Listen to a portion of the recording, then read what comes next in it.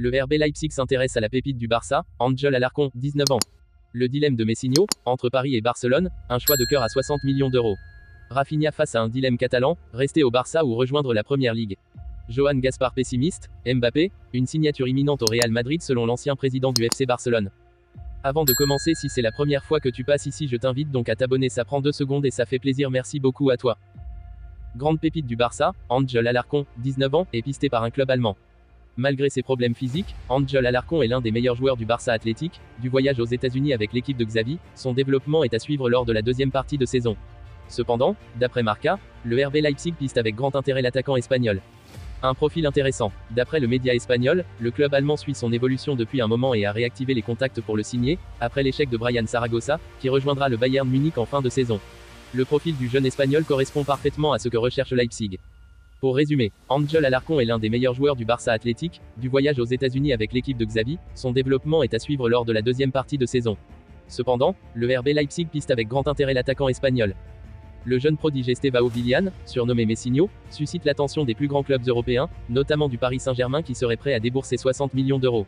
Cependant, selon les dernières informations du Mundo Deportivo, Messinho exprime un vif désir de rejoindre le FC Barcelone, transformant cette transaction en un véritable choix de cœur. Son agent, André Curie, stratège réputé et également en charge de la nouvelle recrue Vitor Roque du Barça, aurait pris l'initiative d'organiser une rencontre avec le président Joan Laporta dès la semaine prochaine. Cette démarche souligne l'aspiration profonde du jeune ailier droit à revêtir le maillot blaugrana, élevant ainsi l'excitation autour de son futur. Pour Messinho, cette opportunité ne représente pas simplement un transfert, mais bien la concrétisation d'un rêve.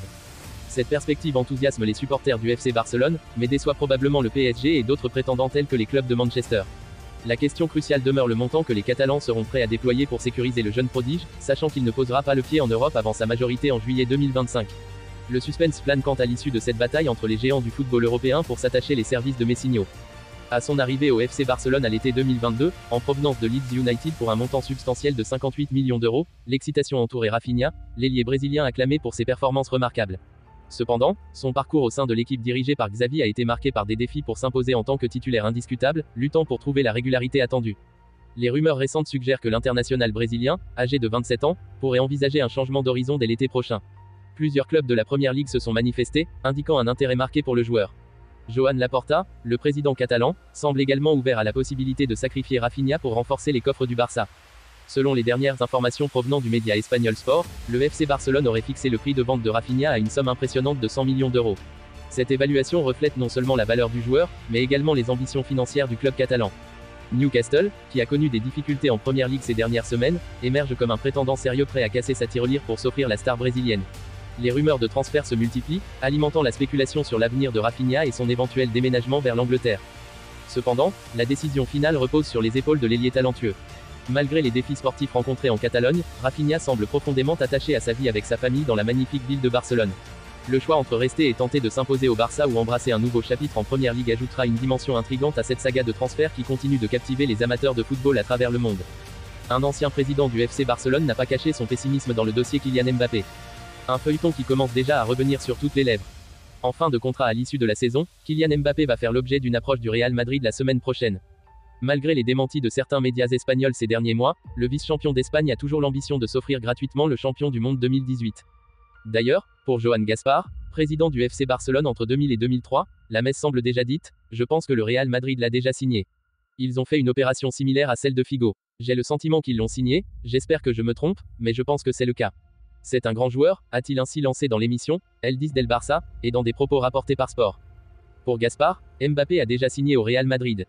Une chose est sûre, l'homme d'affaires, désormais âgé de 79 ans, garde un lien profond avec le club culé et voit grand pour lui, mon amour pour le Barça sera toujours là, depuis ma naissance et jusqu'à ma mort.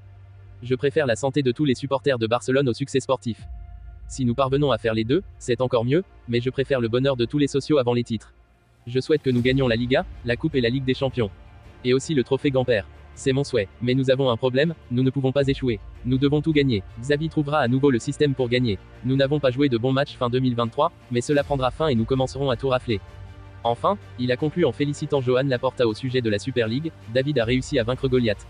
Cela a été un combat inégal. Économiquement parlant, le club en bénéficiera. Nous avons réussi à légaliser la Super League et, désormais, il sera possible de négocier avec l'UEFA, même si elle n'est pas obligée de partir en guerre. Ce serait une erreur. Nous devons donner la priorité aux améliorations économiques. Je félicite notre président, Joan Laporta, qui s'est battu et a été pratiquement seul dans cette aventure.